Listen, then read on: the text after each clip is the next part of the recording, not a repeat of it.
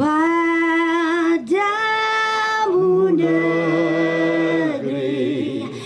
kami berjanji, padamu negeri kami berbakti.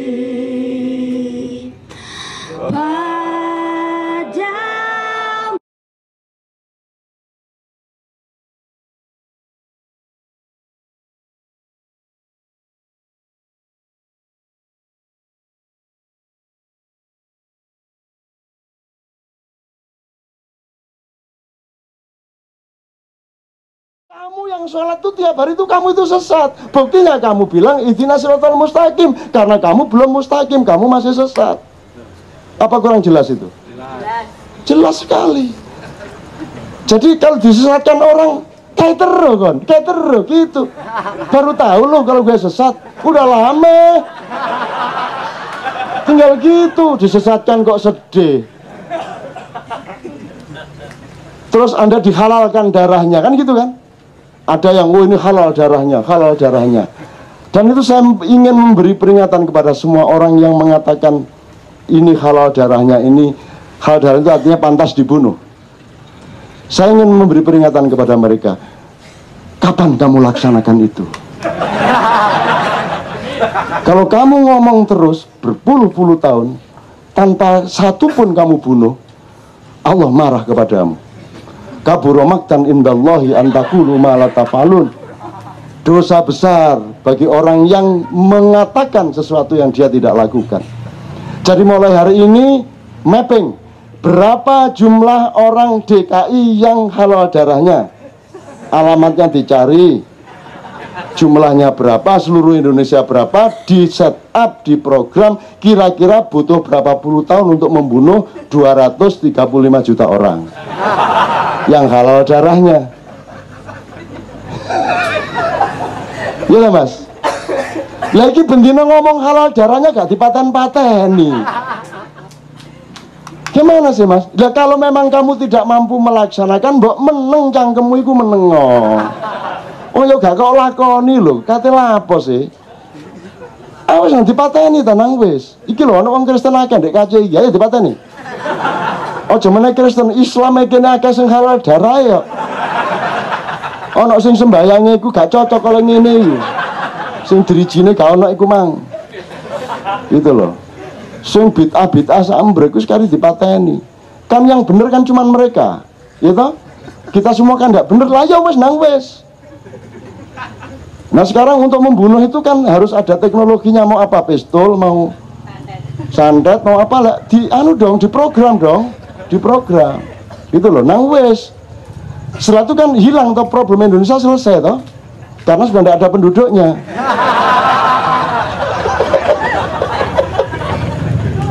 Oke, itu ya pertanyaan terakhir tadi, yang Malin Kundang tadi, ya. Yang kedua apa yang terakhir? Yang Malin Kundang ya itu benar-benar salah, tapi itu semua asalkan pendidikan berpikirnya benar, jadi ya rano masalah toh mas. Wong anak kita kan sudah cerdas-cerdas. Nggak ada lagu anak-anak yang bener ya angel golek. Aku yang geronok lagu anak-anak diajarkan di TK SD, ya anakku kabeh iki mesti nesu kok. Rampak itu nesu anggur kutu. Pada hari Minggu ku duduk ku turut ayah ke kota. Naik jelman istimewa, ku duduk di muka. Lagu kurang ajar. Anakku kasih JSD, lu kok kurang ajar pio, duduk kok di muka itu. Ya di kursi lah, duduk di muka. Jadi tiap hari dia marah. Ada pelajaran marah, anak saya tuh marah terus. Bintang kecil di langit yang biru hitam. Masa malam-malam ada langit biru? Kalau biru ndak ada bintangnya, goblok sih nggak ada lagi. Wah, anakku muring-muring terus. Wes, hampir semua lagu mas. Po ami-ami, belalang kupu-kupu, siang makan nasi, kalau malam mimik cucu. Anaknya sopo iki? Woi mbadok sego nek bengi ngombe susu itu loh. Nek bayi itu ya gak ono siang makan nasi. Iki mirip bapake iki. Ya, semua lagu. Iki lagu salah kabeh iki piye iki. Kok lagu salah kabeh, anakku iki ngeluh, aku sing ngeluh wis. Anakku nerori terus, anak saya itu protes terus, pulang ayo belajar. Pokoknya datang sekolah langsung menata besok pelajarannya apa, PR-nya dikerjakan, sekarang belajar yang besok dipelajari. Dia belajar tapi sambil marah-marah. Baca gini, dibaca keras-keras, ini, ya iyalah. Gini, ya mesti aja. Ya tahulah. Gini. Emang nggak gitu ya mesti aja gitu. Jadi setiap kalimat tuh digituin, ya mesti aja. Gini aja kok jadi pelajaran. Mate aku, aduh ya Allah anakku. Saya protes bahasa Inggris itu asal usulnya nomor 2 dari Erik, tapi sebelumnya dari anak saya yang kelas 1 SMP. Dia sudah belajar bahasa Korea. Bagi dia lebih rasional bahasa Korea daripada bahasa Inggris. Terus dia sekarang belajar bahasa Turki.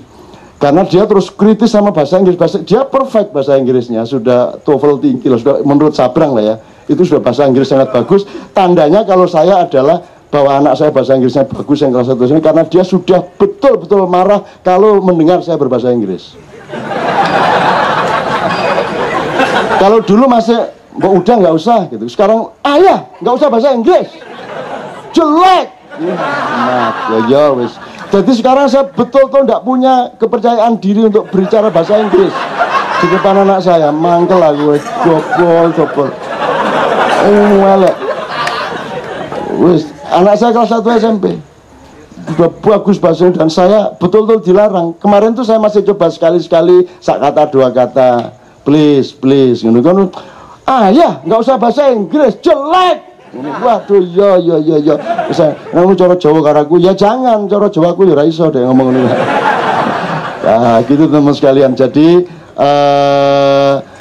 memang bukan kita tidak punya riwayat dek, menurut saya, tapi cara berpikir kita ketika mengidentifikasi dongeng-dongeng atau juga menentukan pahlawan-pahlawan kan banyak keliru dek. Sekarang jangankan yang di Ponegoro sama Bung Tomo, pahlawan kita hari ini aja keliru-keliru kita. Sekarang Anda tuh nggak jelas kok Bung Karno itu pahlawan apa bukan? Bung Karno itu baik apa buruk? Raceto. Pak Harto? Ayo. Nggak jelas toh? Nggak jelas. Kita pandangan kita mengenai tokoh-tokoh yang sekarang itu nggak jelas kok. Nggak jelas. Mana Orba, mana reformis saja nggak jelas Pak. Dulu saya bikin komite reformasi untuk embrio MPRS karena Soeharto turun, Habibie turun, MPR bubar, DPR bubar, kita bikin komite reformasi 45 orang dari Gus Dur sampai tokoh reformis yang lain. Dari 45 orang itu ada 3 orang Orba yang karena kita ini akselerasi dan transformasi, kita tidak boleh seperti kudeta. Maka tetap ada 3 orang Orba yang kita libatkan, yaitu Soeharto, Wiranto, Akbar Tanjung, gitu kan? Jadi ditolak komite reformasi ini gagal pada tanggal 20 Mei 1998, ditolak terutama oleh Pak Amin Rais karena ada 3 orang Orba. Kalau dalam cara berpikir saya, lo nanti tinggal voting yang 3 kan kalah lewat 42, kok repot sih, mek telu lo. Padune rawani depan karo Pak Harto kok gitu kan. Akhirnya gagal, akhirnya Habibie turun, nggak jadi reformasi toh, Habibie naik kok. Lo reformasi kok presidennya mudun, wakil presidennya munggah, lah padha ae iku. Kudu reformasi kurang matul iku jenenge. Gitu loh. Nah terus gagal. Kemudian beberapa saat kemudian Wiranto, Akbar Tanjung ikut jenengnya di Golkar itu konvensi untuk jadi presiden tuh loh. Jare Orla dulu ditolak, sekarang mau diangkat jadi presiden. Racetoy. Jadi sekarang pun tidak jelas mas ukuran-ukurannya. Ya sudah, mau bagaimana kita tidak jelas kok. Maka di KC ini harus jelas. Anda tidak bisa main musik jazz kalau tidak bisa main musik konvensional dulu, betul enggak? Yang konvensi-konvensi ngerti dulu, do re mi fa sol ngerti dulu, Arab baku ngerti dulu, Jawa baku ngerti dulu, ini dulu ngerti, baru jazz. Iki reformasi ngejazz, mencolot tiba-tiba jazz. Bahkan Republik Indonesia tiba-tiba jazz. Akhirnya ya jazz jos. Kan begitu teman sekalian. Oke, jadi menurut saya mudah-mudahan ada pembenahan. Suatu hari ada pembenahan. Kan sudah ada kritisisme terhadap pahlawan-pahlawan kita. Misalnya Arupalaka pahlawan apa mengkhianat? Ada ingat enggak? Selama ini dalam buku sejarah Arupalaka itu pahlawan apa mengkhianat? Pengkhianat. Sebenarnya pahlawan itu mengkhianat, tergantung cara melihatnya. Arupalaka itu bangsanya dijajah oleh Sultan Hasanuddin. Dia bertentangan sama Hasanuddin. Terus dia dibantu Belanda melawan Hasanuddin. Waktu itu belum ada Republik Indonesia, yang ada masyarakat Mandar, dijajah oleh Goa.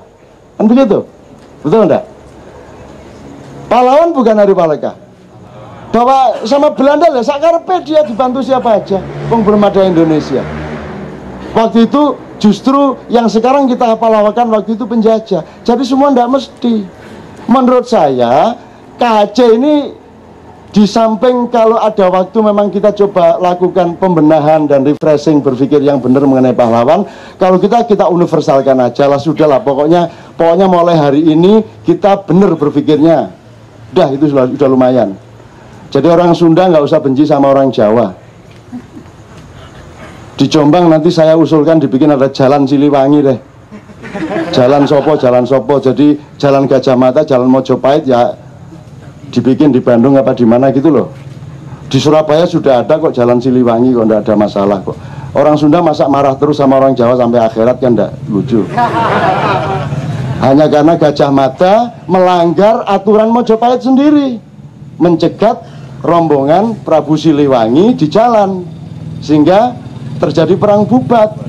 Saya sudah bilang sama teman-teman di Bandung waktu acara Todang, itu Gajah Mada waktu mau mencegat pasukannya Prabu Siliwangi tidak SMS saya dulu. Kalau dia SMS saya kan bisa saya kasih pertimbangan. Dia nggak bilang-bilang. Sama dengan para yang tertangkap. Dulu waktu kamu punya proyek dan ambil, kamu nggak ngajak saya. Setelah tertangkap kamu rame-rame ke rumah saya. Saya nggak akan sebut namanya, tapi sudah berduyun-duyun ini. Gitu loh, aku ngono kau nih kurek nyolong gak kondo-kondo. Saya ketangkep kon njaluk tolong aku. Aku kok ciapes aku iki. Bagian petua iki biyen iki. Mbok kena pas nyolong kok aku dijipat-jipat titik. Gak mobil ya kenal pot itu apa. Oke, saya kembalikan. Pada Rusdi. Kalau bisa ceritakan sedikit tentang peristiwa ketemunya tokoh-tokoh PKS soal ke kanan, apa yang kita sepertinya. Oh, saya harus menjaga etika juga karena semua masih sedang berlangsung. Jadi karena Anda sudah sebut, memang teman-teman PKS 2 hari setelah Pak Lutfi Hasan ditangkap, Presiden yang baru Anies dan 40 orang PKS pusat langsung datang ke Katipiro. Kemudian begitu sprindik bocor, kemudian diumumkan benar oleh KPK. Yang bersangkutan juga Jumat yang lalu bersama saya 4 jam di rumah, terus saya antar ke airport. Nah sekarang semua sedang dalam proses. Saya kira tidak baik kalau saya menceritakan di sini karena saya khawatir nanti ada bocor-bocor di media massa. Biarkan itu kita proses, karena semua masih punya kemungkinan untuk berbuat baik. Saya tidak akan bela yang salah jadi tidak salah loh mas ya. Yang salah tetap salah, tetapi orang yang salah tetap bisa berbuat baik. Bener nggak mas? Gampangannya gini deh, Anda maling di sebuah desa, tapi suatu hari ketika ada perampok datang, Anda sebagai maling desa itu ikut membela desa itu, boleh toh? Dengan menangkap perampok itu. Nah, jadi orang bisa punya fungsi yang bermacam-macam dan sedang saya usahakan itu. Jadi kalau bisa ya tijitibeh lah. Mati siji mati kabeh. Buka wanita gak, sekarang hidupmu ini mau apa? Kamu mau jiko apa mau hundo? Jiko itu artinya makan soto, enggak uduk aja, enggak rawon aja, itu pertimbangan Ciko. Kalau hidupmu hanya Ciko seperti itu, kamu tidak akan jadi apa-apa. Tapi kalau kamu ingin menjadi tonggak sejarah, kamu menjadi trigger dari perubahan-perubahan yang mendasar, kamu harus punya pertimbangan hondo. Hondo itu mati atau hidup. Itu loh, mati atau hidup, sekarang atau tidak sama sekali, dengan segala resikonya. Kalau kamu berani hondo, maka saya punya tanggung jawab untuk ikut melindungi kamu.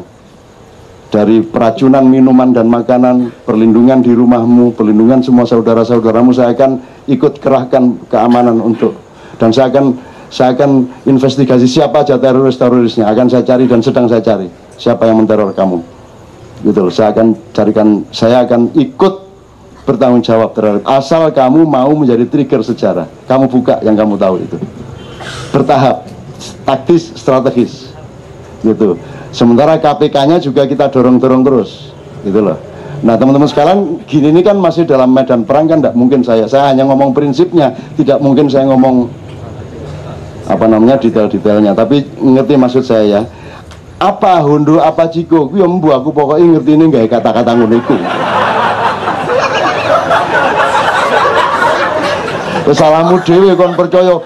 Ini Ciko, jane ya aku ya mek gawe dhewe, sak eling-elingku, Itu bahasa apa sak? Ya salahmu dhewe. Angko niku didik kapusan, tak apusi kan. Wah, Ciko lek biasanya arek ecek-ecek ciki-ciki ta. Ciki-ciki tak gawe Ciko. Wah, terus hondo iku lak rada abot hondo. Jane gawe dhewe ngarang-ngarang dhewe ngono kok repot. Aku kapusan kok gampang-gampang dihapusi. Ada bank syariat kamu pikir Islam. Ya salahmu dhewe. Terus kamu menuntut, wah ini kok Islam kok gini? Kok ini apanya gini mudharabah apa gitu. Lah itu kan bahasa Arab bukan bahasa Islam. Salahmu sendiri Bang, itu bukan bank Islam kok. Kalau bank Islam itu namanya bank syariat Islam atau bank Islam. Itu kan bank syariat. Syariat itu artinya aturan. Aturannya maling ya iso. Aturannya penipu ya iso. Lo kok ruwet kamu? Salah-salahmu dewe. Gitu loh. Ono kerek kau hon keluru. Nek kerek itu yang jegok kan begitu. Jadi Anda jangan gampang tertipu. Nah, sekarang ini kan kata-kata menipu semua. Semua kata dipakai untuk menipu asal sudah bikin sekolah al apa itu mesti. Wah payu iki al ono ale. Al opo apa. Hati-hati kamu sama al itu. Sekarang agama sedang sangat laris. Gitu loh. Umroh itu ruwet. Harus manasik dulu. Bayang no wangele umroh kudu praktek sik, gawe Ka'bah diubengi sik. Lah yang mekare mubeng iki lho. Kade latihan iki lho. Enggak perlu ndonga, enggak perlu apa. Emang apa doanya? Itu cuman sedikit lah halo Bandung gampangannya. Cuman labbaik Allahumma labbaik. Cuman itu tok kok. Labbaik la syarika lak labbaik mengunut tok itu tok. Selebihnya kamu itu sakarepmu Gusti. Ampun teman-teman pokoke hukum kula. Ya Allah, mosok kula mboten rapi-rapi. Ya Allah, gak masalah. Terus Rahman Rahim sampean niku. Kayak orang Madura lah. Begitu dagangannya gak payu ngene sore-sore. Jare Rahman Rahim sampean niku. Mosok gak payu-payu daganganku sampai sore ngene iki. Ini buktinya Rahman Rahim ini ngomong doa sampean ini. Aku semua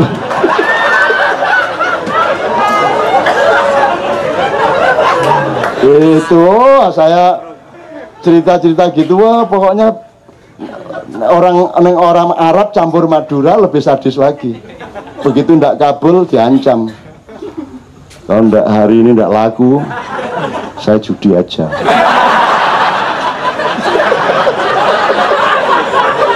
Gusti Allah gopo kabeh bril dipayokno bril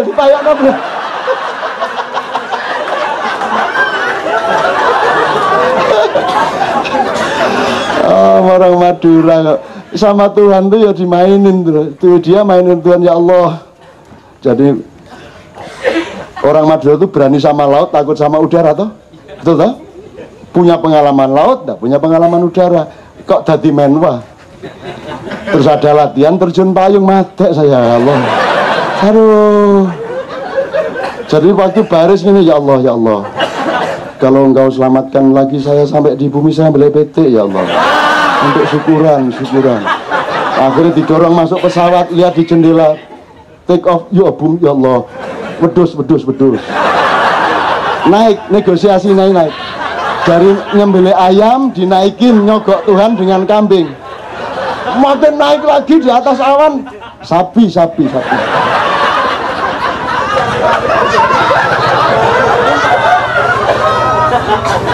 Udah, baris, pasukan.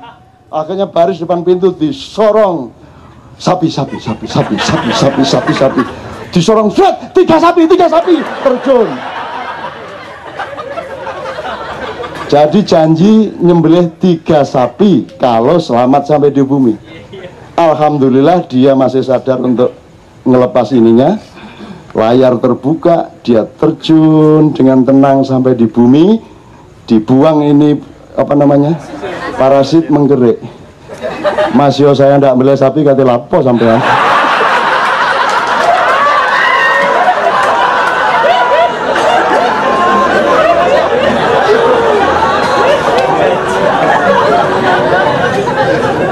Masya Allah sampai hamanya bertengkar soal sapi. Masa sampean nagih sapi sampean maha kaya, apa gunanya? Meskipun saya tidak sembelih sapi ya sama bagi sampean. Iya coba, wong kendel kayak ngono kuwi. Agama rusak kabeh. Gitu loh, makanya agama di Madura itu bukan Islam NU. PT NU kabeh. PBNU kabeh NU kabeh pokoke NU, agamane NU. Gitu loh. Jadi dimulainya rusaknya bahasa itu ya dari Madura aslinya. PSSI tanding di situ di Senayan, nggak punya karcis, pengen nonton lawan Malaysia waktu itu, masuk potong sih di cepak nengin masuk. Karcis Pak, anggota Pak.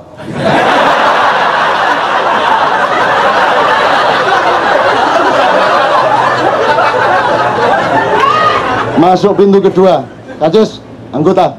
Sini bentar. Anggota apa? Anggota koperasi Pak.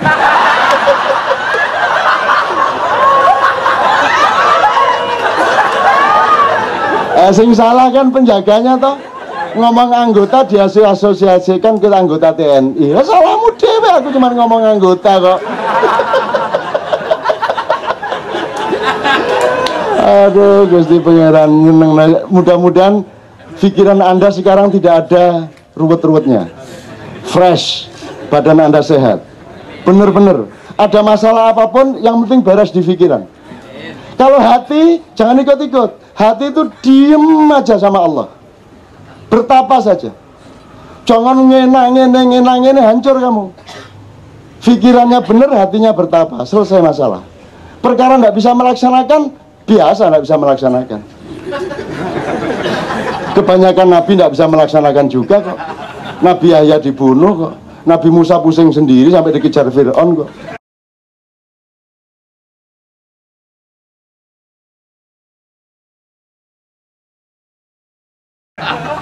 Gitu loh.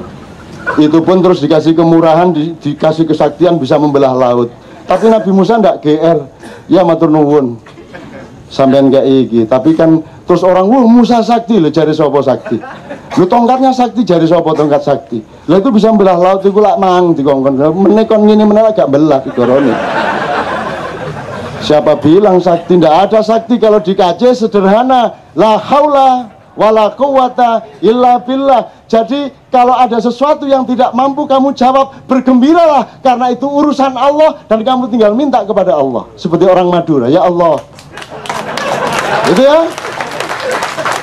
Tunjukkan, buktikan Rahman Rahimmu ya Allah. Terakhir ya, tak kayak cerita menas yang wis tahu. Karena ndak laku-laku, ono wong liwat ndelok barang, enggak. Ndelok barang tuh. Sampai niku patroli tak kate tuku sampean niku. Wah kira lo ya kan boleh pembeli lihat-lihat kan boleh. Ndak bisa. Ndak laku dari pagi didelok-delok tok. Akhirnya nesu deh, wah, akhirnya mau bertengkar tetangganya sesama penjual. Kamu jangan berani-berani, itu KKO itu. Lah, gak takut saya sama KKO, asal bukan ABRI.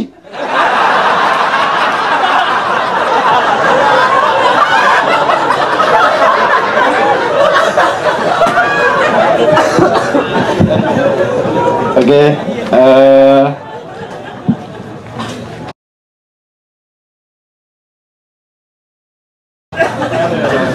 mungkin saya pengen nyambung ke asongan ini, asongan akhirat, terus apa namanya, di mana letak KC kita ngumpul bareng-bareng. Saya pengen cerita sebuah eksperimen aja, sebuah eksperimen yang dilakukan pertama diobservasi di Jepang, kemudian dilakukan di Australia dan di Inggris. Ini berhubungan dengan cara berpikir, bukan cara berpikir sih, ini berhubungan dengan mekanisme informasi dan mekanisme otak, akal pengetahuan. Ceritanya di Jepang itu kan ada jenis monyet yang hidup di pantai. Jenis monyet hidup di pantai itu ada yang iseng ngasih kentang kecil, kentangnya dilempar ke pasir. Ketika kentangnya dilempar ke pasir, senang dia ada kentang, tapi ketika langsung dimakan, kan ada pasirnya, nggak bisa langsung dimakan. Dia harus mencari cara gimana membersihkan. Akhirnya ada salah satu yang tidak sengaja menjatuhkan itu di air, terus dibersihkan kemudian dimakan sama dia. Oh, ternyata caranya begini. Satu monyet yang menemukan, kemudian diikuti oleh anaknya monyet tersebut. Ketika anaknya menggunakan cara itu, temennya anaknya ikutan. Ini perkembangan yang sangat lambat. Satu orang paham, anaknya paham, temennya paham, temennya lain paham. Ini perkembangannya sangat lambat. Sampai pada satu titik jumlah tertentu, boom, tiba-tiba semua monyet itu memakai cara itu. Bahkan yang di lain pulau. Ini kan aneh. Gimana nih yang di lain pulau belajar dari mana? Dapat pengetahuan dari mana yang di lain pulau ini? Tapi semua spesies monyet itu tiba-tiba dalam tanda petik tiba-tiba paham cara membersihkan kentang itu dari pasir. Ketika ada yang melihat fenomena ini, dia bikin percobaan di Australia. Dia membawa ke SMA, ke sekolahan ke kelas SMA. Dia menunjukkan gambar dengan wajah-wajah tersembunyi. Kan ono toh? Berapa wajah dalam gambar itu? Pertanyaannya gitu. Terus yang kelihatan jelas 9. Yang sebenarnya jumlahnya ada 40. Ketika ditanyain, ini jumlahnya berapa? Ada yang nebak 8, ada yang nebak 9, ada yang nebak 10, yang maksimal nebak 12. Oke, sudah selesai. Dia pindah kelas esok harinya. Tapi pada waktu yang bersamaan, ketika di Australia masih siang, di Inggris gambar yang sama persis disiarkan di televisi kabel. Jadi orang se-Inggris nonton. Ditunjukkan 1, 2, 3, 40 ditunjukkan semua, dikasih tahu. Sehingga semua orang Inggris tahu bahwa jumlahnya 40. Itu ketika waktu yang bersamaan di Australia ditunjukkan berapa jumlah muka di situ. Mereka rata-rata bisa menebak jumlah mendekati 40. 38, 37, 39, yang 40 juga banyak. Paham saya? Paham ya yang saya ceritakan? Jadi pengetahuan tidak harus berasal dari kamu belajar sendiri. Maka ada kalimat kumpulono wong soleh, karena kamu akan ketularan pengetahuan tersebut. Tapi di situ ada requirement, ada kebutuhan bahwa harus mencapai jumlah tertentu yang kita sebut critical mass. Jumlah tertentu agar dia menjadi pengetahuan massal. Yang saya harapkan dari perkumpulan KC adalah kita semakin mengumpulkan kesadaran, kepastian, pengetahuan agar sampai critical mass, agar ini otomatis, dalam tanda petik otomatis, menjadi kesadaran bersama bangsa. Kalau satu KC bisa mempengaruhi satu kabupaten, kesadaran satu kabupaten bisa mempengaruhi satu provinsi, kesadaran satu provinsi bisa mempengaruhi satu negara. Tapi memang harus melalui critical mass. Sebelum critical mass itu sangat lambat laun berjalannya. Tapi kalau tidak istiqomah, kita tidak akan sampai pada critical mass tersebut. Jadi dibutuhkan perjuangan bersama untuk nitili asongan-asongan, untuk mempelajari yang kecil-kecil, mempelajari yang hakiki, yang benar-benar istiqomah menjalankan itu, sehingga menjadi kekuatan bersama untuk mencapai critical mass, dan semoga menjadi pengetahuan dan sentimen bersama untuk menghadapi Indonesia. Itu aja, matur nuwun. Terima kasih. Sabra, belum tentu yang pakai peci itu santri, belum tentu yang pakai jin itu bukan santri. Kalau Anda tahu ya, korik-korik di Iran, di Mesir, di Syria, Turki itu justru hampir setiap korik itu pakaiannya pakaian biasa kayak gini nih, nggak ada yang pakai peci, nggak ada yang pakai serban. Bahkan ada yang pakai kaos saja. Dan itu qiraah resmi. Bahkan parlemen Iran itu sebelum sidang itu selalu ada qiraah, ada bacaan Al-Quran. Dan yang baca Quran tidak lantas berpakaian religius dalam tanda petik. Mereka berpakaian biasa kayak beben gini, qiraah kan lebih asik gitu loh. Yang lebih asik gitu. Jadi makanya tadi saya ingin membiasakan Anda dengan alif lam mim, kan belum pernah ada di dunia ini orang baca alif lam mim tok berulang-ulang. Kan lumayan nih Anda dapat pengalaman ini. Gitu kan. Alif lam mim tak olak-walik. Soalnya apa? Mau tak lewatin bagaimana alif lam mim aja kita nggak pernah paham kok. Jadi kita ulang supaya siapa tahu Allah sayang sama kita. Kalaupun kita tidak paham alif lam mim, siapa yang mengatakan harus paham alif lam mim? Tapi alif lam mim bisa merupakan sarana kedekatanmu dengan Allah, sehingga Allah menjadi sayang kepadamu, sehingga Allah akan menambah sesuatu yang tidak engkau sangka-sangka dalam hidupmu. Bisa tambah laris dagangan nih, gitu kan? Sing gak meteng iso langsung meteng. Sapi turute, gitu teman sekalian ya. Jadi itu yang pertama, yang soal ngasak.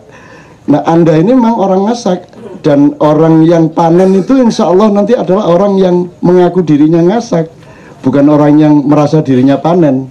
Jadi tidak ada regulasi. Kalau Anda sudah haji, tidak pasti Anda lebih baik dari yang belum haji. Terus Anda di sana merasa tamu Allah, sehingga Allah itu tidak adil. Ya apa Gusti Allah sing diceluk sing duwe-duwe tok ae. Kan gitu kan? Yang tidak punya duit untuk ke Mekah tidak dipanggil sama Allah, gitu maksudnya. Ini panggilan, oh toh alasannya. Lu panggilan kok sing duit tok kan begitu. Jadi Allah kan diskriminatif. Jadi jangan keliru mengartikan itu. Anda jadi tamu Allah di sana tidak berarti Anda sekarang bukan tamu Allah. Emang siapa yang bukan tamu Allah? Oh Anda tiap hari berhadapan dengan Allah. Anda kulon nuwun lagi. Semua adalah tamu Allah. Saya tidak meremehkan orang umroh. Ya, tetapi Anda juga tamu Allah tiap hari asal Anda bertamu kepada Allah. Allah itu Anda sebut siapa juga monggo-monggo saja, tapi Allah menyebut dirinya Allah ya, daripada repot-repot ya sudah kita ikut Allah. Wong Mas Beben kita sebut Beben karena dia memperkenalkan dirinya Beben. Nah, Allah memperkenalkan dirinya sebagai kata Allah, dengan kata Allah ya sudah kita panggil dia Allah, kan gitu. Itu mudah-mudahan asongan Anda ini justru panen gitu loh, gak ngetarani. Karena ada cerita malaikat itu pada menyingkir dari Mekah pada musim haji. Orang-orang yang mengerti kasyaf, loh mana ini nggak ada malaikat ini? Orang tawaf berjubel, orang jumroh berjubel, orang menginap di Arafah, kok malaikat pada nggak ada ini? Wah, akhirnya dia kebingungan, jadi nggak khusyuk. Nah, akhirnya dia melayang ngerogosuk, malaikat kumpul di sebuah rumah.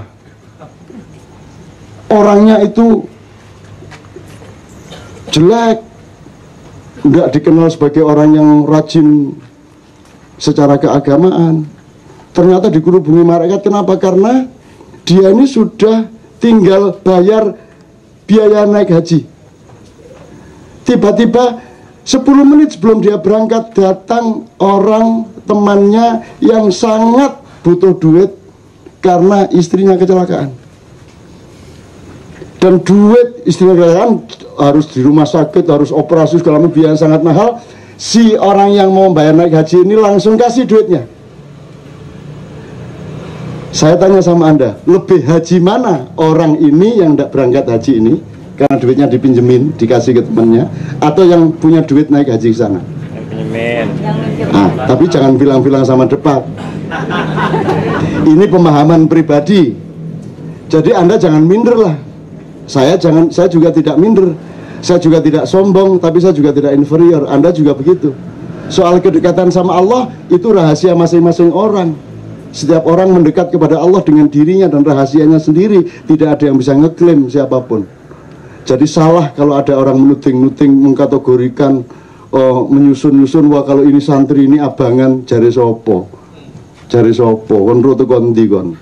Kemarin saya di Jogja apa di mana itu ada anak pakai Surabaya, pakai pang itu loh dek, sengono nyerongop ini, besi metal itu, maju ke depan.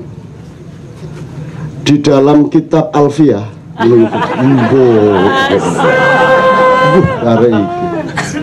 terus dia cerita macam-macam yang seolah-olah dia seorang syekh besar. Padahal potongan arek metal. Jadi nggak bisa Anda. Apalagi kalau Anda ingin kesucian, Anda ingin kesejatian. Kalau nanti dalam dunia thariqat, kesejatian itu, kemurnian dan keikhlasan itu dilambangkan, dipantulkan oleh kaca sangat bening yang namanya Khidir alaihissalam. Ada seorang santri bilang sama Pak Kiai, saya ingin ketemu Khidir. Terus ke pantai aja kamu wiritan di pantai mulai tengah malam sampai subuh, insya Allah kamu nanti ketemulah. Kalau belum semalam ini ya besok malam, lusa malam, kamu sabar aja. 3 malam berturut-turut dia di pantai itu ndak ono sopo-sopo mas. Me ono yuyu melaku, terus nggak ada apa-apa. Malam ketiga subuh-subuh itu ada anak muda pakai motor di depan dia itu. Mesu asu bajingan, aku pengen kepeduk Nabi Khidir malah ketemu rek gendeng kayak gini. Terus akhirnya dia putus asa pulang. Pak Yai gimana, saya sudah 3 malam ini ndak ketemu, malah ada anak muda ngawur knalpot dibuka beng apa namanya dublek kupingku mergo Kiai. Terus jadi Pak Yai ini, lah iku mang Khidir. Lu Khidir kok numpak motor. Lah kon soalnya gak seneng karo arek numpak motor. Kon gak seneng karo arek kurang ajar. Maka Khidir mewujudkan diri menjadi orang yang kamu tidak sukai. Jadi bebaskan dirimu dari kebiasaan tidak menyukai ini, tidak menyukai itu. Carilah ilmu dan rahasia dari semua yang tidak kamu sukai. Maka engkau akan menemukan kesejatiannya. Kan gitu. Asa antukrihu syai'an wa huwa khairul lakum wa asa antuhibbu syai'an wa huwa syarrul lakum. Apa yang kamu pikir tidak menyenangkan dan kamu benci, jangan-jangan sesungguhnya dia mengandung kebaikan yang kamu perlukan. Dan apa atau siapa yang kamu sangat sukai, yang kamu sangat inginkan, siapa tahu sesungguhnya dia mengandung keburukan-keburukan yang akan mencelakakanmu. Allah memperingatkan itu secara frontal. Oke. Terakhir, karena tadi ada yang tanya tentang PKS, saya tidak ngomong PKS, tapi saya ingin mengatakan bahwa ini Anda sudah terlanjur ngomong mengenai konspirasi. Tak cerita ini didik Anda harus tanggung jawab untuk perjuangan panjang PKS. PKS kan nggak hanya urusan ngangkut siapa jadi presiden, jadi gubernur. PKS kan punya perjuangan moral, perjuangan kebangsaan, perjuangan macam-macam ke depan. Soal konspirasi ini sudah menjadi amanat Anda, harus jelaskan kepada bangsa Indonesia konspirasi itu apa maksudnya. Dan jangan hanya yang menyangkut mantan presidenmu. Nah, saya ingin katakan kepada Anda, konspirasi itu mari kita pelajari. Saya ingin katakan sama Anda, sasaran utama konspirasi internasional sejak 37 tahun sesudah naiknya Isa Al-Masih atau disalibnya Yesus, itu adalah pikiranmu. Pikiranmu dirusak sejak 2 milenium yang lalu. Kamu disuruh percaya kepada sesuatu yang tidak pantas dipercaya. Kamu menuhankan sesuatu yang tidak pada tempatnya untuk dituhankan. Kamu mengatakan baik kepada sesuatu yang sesungguhnya buruk. Kamu menganggap surga yang sesungguhnya neraka. Dan kamu meyakini neraka yang sesungguhnya itu surga. Di balik kamu punya pikiran. Maka di KC ini tugas utama adalah hening, berpikir sehat kembali, berpikir sportif kembali, berpikir objektif kembali, berpikir jernih kembali. Dari yang kecil-kecil kita latih sampai suatu hari Anda akan menjadi generasi yang betul-betul diamanati Allah seperti Yahya yang dilahirkan sebagai hadiah kepada Zakaria, yang kemudian disuruh belajar kepada kitab-kitab atau kebenaran yang sejati, kemudian dilahirkan Isa dengan ujian Yahya sendiri, ujian Isa sendiri, tapi akhirnya akan muncul komposisi yang disebut Muhammad SAW. Anda akan sampai ke sana. Ini di luar soal Islam Kristen, tapi kita belajar dari wacana-wacana sejarah. Jadi insya Allah kalau Anda mempelajari konspirasi itu, gini loh, jangan dipikir konspirasi itu kita korbannya terus Amerika subjek. Enggak, Amerika itu ya korban konspirasi. Orang Barat hampir sedunia itu korban paling utama dari konspirasi.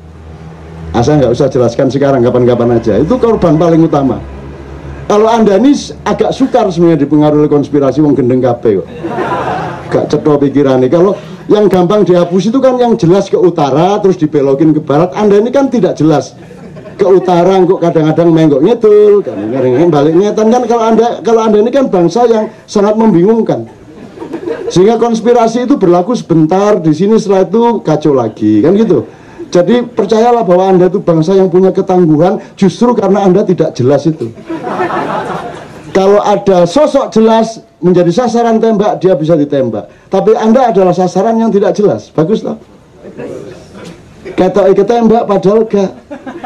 Kayak gitu. Jadi Anda ini beres. Maka kata Sabrang, wong kang soleh kumpulono. Dan Anda ini sudah berkumpul satu sama lain sesama orang yang soleh. What is the meaning of soleh? Soleh itu jaring apa soleh arti ini? Saoleh-oleh. Saoleh-oleh jadi Jawa ya. Senang tolak-toleh. Oke, boleh ya saya jelasin sekalian ya untuk jadi ilmu bersama. Dalam Al-Quran ada 5 macam kebaikan. Masing-masing pada tempat dan konteksnya. Ada khair, itu artinya kebaikan yang universal, yang masih cair. Misalnya menyukai keindahan, itu kan umum, khair. Tapi kalau ma'ruf itu menyukai jazz, sudah jelas anunya, pilihannya. Ma'ruf itu kebaikan yang sudah dirumuskan, sudah diuji, sudah diarifi, maka disebut ma'ruf. Terus ada lagi ihsan. Ihsan itu kebaikan yang lahir murni dari diri setiap orang. Anda tidak harus nolong, tapi Anda rela langsung menolong, diminta atau tidak. Itu namanya ihsan. Nomor 4, birrun. Birrun itu rahasia kebenaran yang ada di dalam jiwa Anda. Dan itu urusannya sangat private dengan Allah. Maka Allah menyebut al-birru manittaqo. Jadi al-birru itu kebaikan yang merupakan hubungan sangat private antara hamba dengan Allahnya. Nah, maka orang naik haji itu harus merupakan hubungan yang sangat mendalam hamba yang sedang naik haji dengan Allahnya, sehingga dia disebut mabrur. Dari kata birrun tadi menjadi mabrur. Tidak ada, wah mudah-mudahan jadi haji yang soleh, tidak ada. Mudah-mudahan jadi haji yang ma'ruf, karena haji ma'ruf ono, tapi haji yang ma'ruf gak ono. Mudah-mudahan menjadi pedagang yang mabrur, gak ono. Haji mabrur itu spesifik, otentik, hubungan private Allah dengan hambanya. Terakhir, soleh. Soleh adalah kalau sesuatu sudah Anda sikapi dengan jernih dan adil dan sudah disimulasikan mudarat manfaatnya, dia soleh. Jadi mau berbuat baik itu dihitung sampai mateng sehingga mudaratnya sangat kecil. Karena kebaikan itu belum tentu baik. Dia harus dilaksanakan dengan benar. Kebenaran tidak benar, harus dilaksanakan dengan baik. Rusdi, saya bertamu ke rumahnya, dia berbuat baik, terus tanya sama saya, Cak sudah minum? Belum, Cak, belum. Terus silakan Cak minum, ini tak ambilin di dapur, sudah enggak ceret. Mangap Cak, terus dicuringin itu. Itu kebenaran yang tidak baik dan tidak indah. Nah, di KC ini kebenaran harus baik dan indah. Kebaikan harus indah dan benar. Terus terakhir keindahan harus benar dan baik. Pokoknya ketiga-tiganya. Nah, jazz itu sudah kepulan-kepulan gelombang yang sudah mengandung ketiga-tiganya. Kalau Indonesia baru bener tok itu. Tapi dia susah tau kalau mau di-private-kan. Bisa nyanyiin Indonesia Raya pakai jazz, kan susah banget ya. Oh bisa ya? Oke, kalau gitu nanti tolong nyanyiin lagu nasional. Maksud saya begitu. Tidak harus Indonesia Raya, tapi lagu nasional yang dijazzin. Di Amerika kan boleh, di Amerika kan boleh. Nani nani nani, terus pakai apa boleh? Apa pakai seriusa boleh segala macam. Di Indonesia kan harus gini, Indonesia. Pokoknya kaku, ngelucur. Jadi gak apa-apa. Indonesia tanah airku. Lah arek Melayu kok Madura kok. Sinaune pesantren masuk Indonesia iku lak tentara. Anak Madura ya seje. Indonesia, ngono kata Indonesia. Nek Garuda Pancasila Grut. Garuda Pancasila. Ambil suaranya bukan ga, mestinya kan ga. Garuda ini Grut. Bingung iki gurune. Hei nyanyi apa kan iku? Grut, Pak. Lu kok ambil suaranya Grut? Lah ya Grut, Pak. Memang Grut. Dia nyanyi kan? Garuda Pancasila. Topol Madura yang. Ya saya terus oke. Jadi konspirasi itu pokoknya pikiran Anda, dan Anda tidak perlu mempelajari konspirasi itu secara peta. Yang penting pikiranmu jernih. Jangan tidak jujur supaya sehat hidupmu, gitu ya. Oke teman-teman sekalian, Allahumma sholli wa sallim ala Muhammad, dipimpin oleh beliau, menyanyikan terserah beliau. Tepuk tangan semua dan bersama-sama untuk Indonesia. Assalamualaikum, kita nyanyi Padamu Negeri, tapi dijazzin. Tapi emang bisa ngikutin? Itu pertanyaan. Gantian. Anda dulu, terus di sini bareng seperti biasanya. Anda satu lagi, terus bareng terakhir, yang gitu. Batu aja kali ya? Ya. Padamu negeri kami berbakti. Padamu negeri kami mengabdi. Padamu negeri kami berjanji. Bagimu negeri jiwa raga kami. Gitu ya. Tepuk tangan. Lagi ya. Mor. Nyanyi bareng-bareng deh, jadi saya punya backing vokal ribuan orang. Sip. Tadi kayak kurang tinggi nggak sih nadanya? Ketiga. Wah, kerendahan nggak bisa. Iya, nah.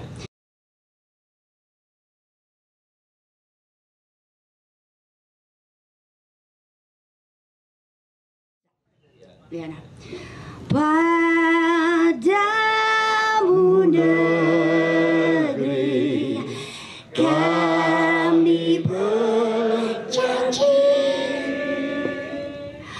Padamu negeri kami berbakti.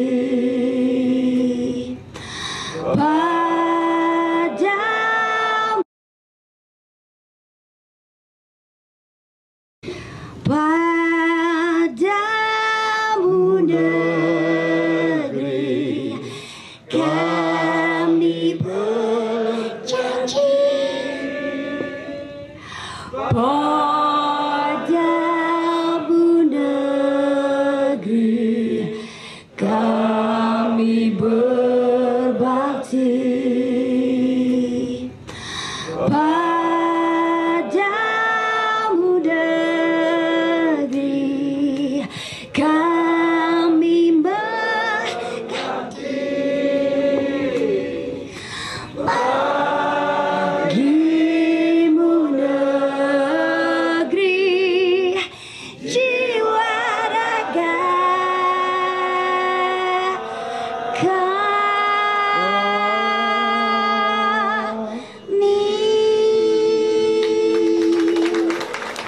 Oke. Terima kasih, mantap banget, terima kasih. Berarti besok ada inisiatif lagi, ide lagi, lebih matang. Teman sekalian sekarang boleh memejamkan, boleh tidak, tapi minta kepada Allah. karena Anda sudah bertirakat semalaman. Anda punya hak minta sama Allah. Masing-masing bersama-sama. Allahumma sholli wa sallim ala sayyidina Muhammad. Ya Allah, kabulkan ya Allah, karena kasih sayangmu, karena al-fatihahmu, karena rahasia cintamu ya Allah. Innama amruhu idza arada syai'an ayyaqula lahu kun fayakun. Innama amruhu idza arada syai'an ayyaqula lahu kun fayakun. Innama amruhu idza arada syai'an ayyaqula lahu kun fayakun. Fasubhanalladzi biyadihi malakutu kulli syai'in wa ilaihi turja'un. Rabbana atina fid dunya hasanah wa fil akhirati hasanah wa qina adzabannar. Subhana rabbika rabbil izzati amma yasifun wa salamun alal mursalin walhamdulillahi rabbil alamin. Allahumma sholli ala Muhammad. Saya mohon maaf atas semua kasar-kasar saya, salah-salah saya. Mudah-mudahan itu semua